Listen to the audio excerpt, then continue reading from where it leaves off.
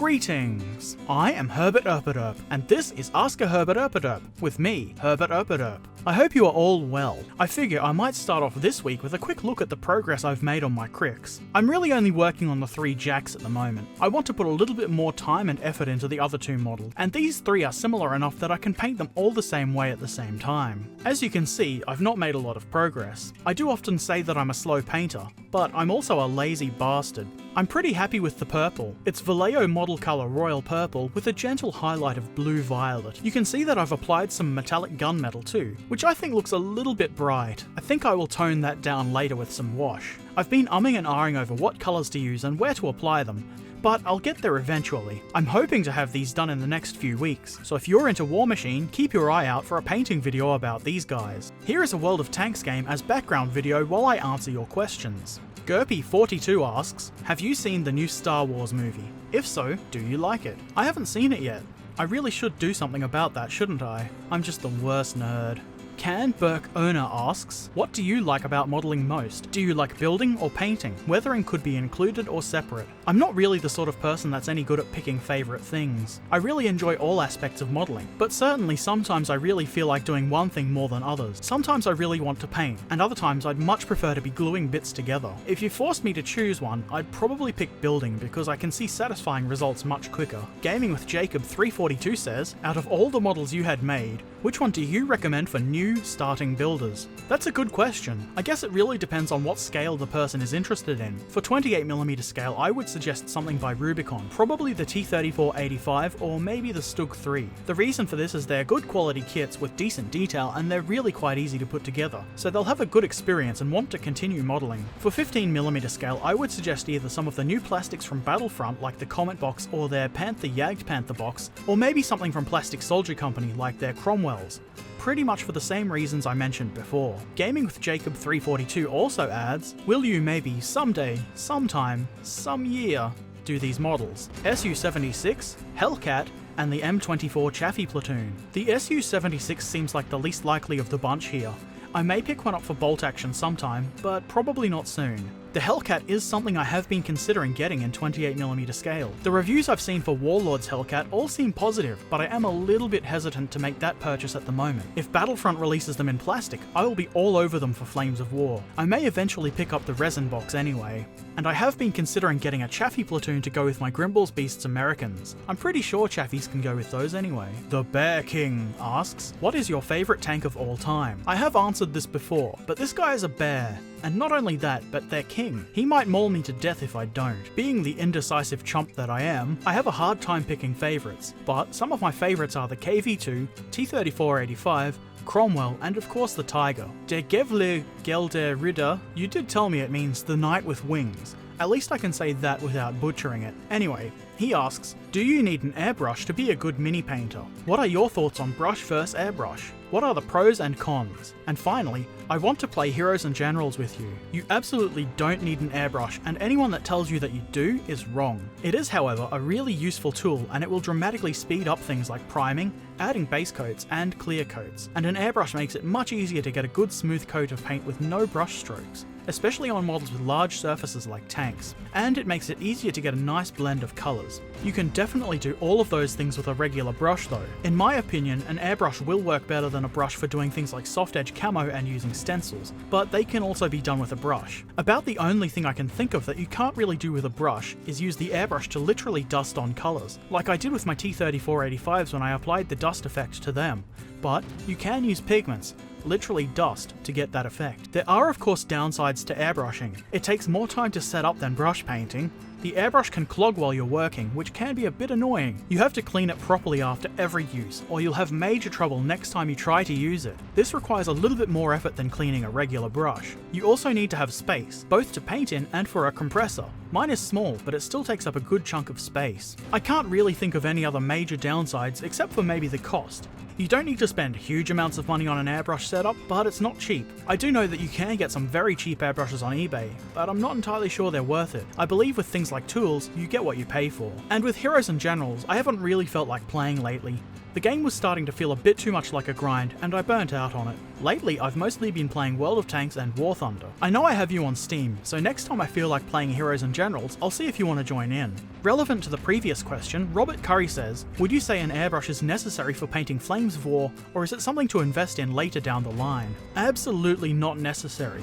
Especially for models as small as the ones Flames of War uses. At that size, unless you're really good, about all you're going to be using an airbrush for is priming, base coats, maybe some camo on tanks, weathering, and protective clear coats. All things you can do just as well with a brush. An airbrush is really just a tool to speed things up. I know there are some people that think it's a magical item that instantly makes you a good painter, but that's just not the case. Cooper Hamlin asks, do you have a business email for YouTube? I believe if you click on the About tab on my channel, it should list an email for business inquiries. If it doesn't work, I guess I need to fix that. Anyway, the email is herberterpaderp@gmail.com, all lowercase with no spaces. Republican says, I have to go play War Thunder now. Yes you do. The Ace Destroyer says, g'day. Just doesn't sound right when I say that. Anyway, he says, this question might be a bit personal, but do you have any family members who fought in World War I or World War II? I only know of one for sure. Unfortunately, I'm not 100% clear on the details. His name was Theophilus. He was part of the Cheshire Regiment, and he died in 1917. I think in Belgium. Other than that, I'm not sure. It's entirely possible there are others that I don't know about. Raiders asks, is 28mm scale the same as 1/35 scale? I did answer in the comments, but I figured I might also answer here and give a visual comparison. Here are 3 hetzers. The big one is 1/35 scale, the smallest one is 15mm scale or 1/100th scale, and the one in between is 28mm scale or 1/56th scale. I know there's probably going to be someone that will complain about wargaming miniatures not always being 100% to scale or whatever, but this should give a pretty decent size comparison, and now if anybody asks, we can link to this portion of the video. Unless we forget. Gerwin Steenbergen says, do more FOW vids. You can't tell me what to do, you're not my real dad. I will be doing more Flames of War stuff. I have some very nice plastic IS-2s coming up soon, and of course I will start painting my Grimball's Beast box soon as well. They're already primed, just be patient. I like doing a variety of models and games. Doing too much of one thing can get boring. Can Burke Owner asks, do you need to wear a mask when cutting resin? You really made the hetzer look good.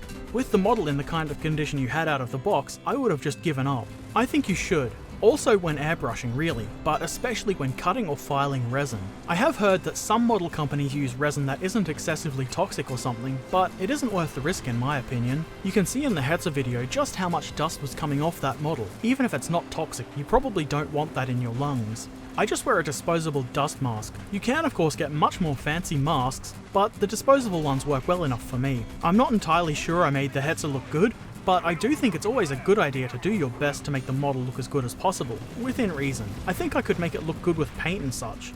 Obviously I think we would all prefer our models to look good without having to put in the extra work. Cameron Wolf says, always know how to turn something not too well into something well. I agree, I do try to be positive about things, but sometimes things just suck. That doesn't mean you can't make them not suck though. Hunter 33333333 says, I'm scared to attempt a model now after your video.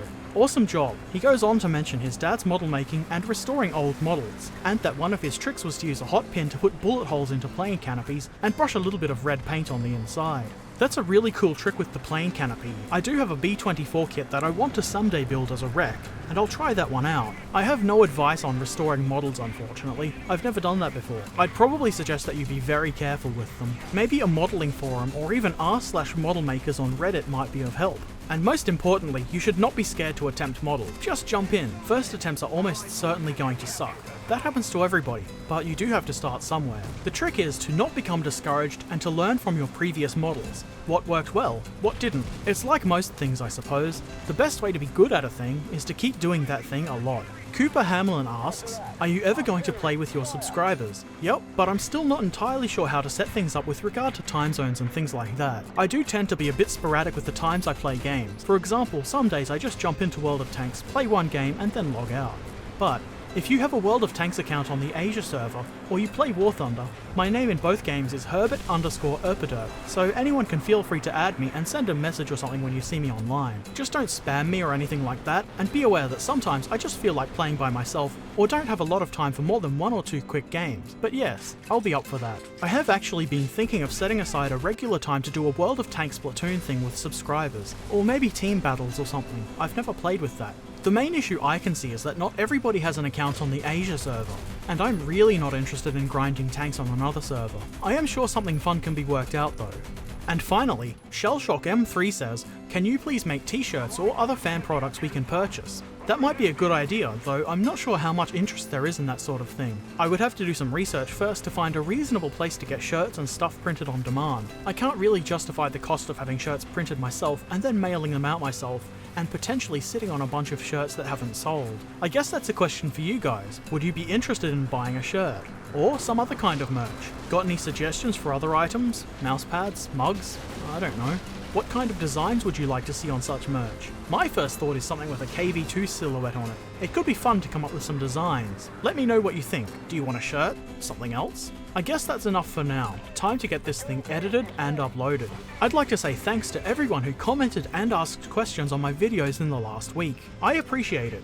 Keep them coming. If you haven't seen the videos I put up in the last week, they should be on screen now. You might also notice that I put together this new end card thing. I was told that it needs glitter, but I'm too lazy to change it now. Anyway, you should be able to click on the videos on screen and be taken to them in a new window. As always, put your comments and questions in the comment section below on Facebook or Twitter, the links to which can be found in the description below. And if you haven't already, I would appreciate it if you subscribed and checked out some of my other videos. Also, keep an eye out tomorrow for a new video about one of the least fun games I've played for a while. Laugh at my pain and suffering. Thanks for watching. Farewell.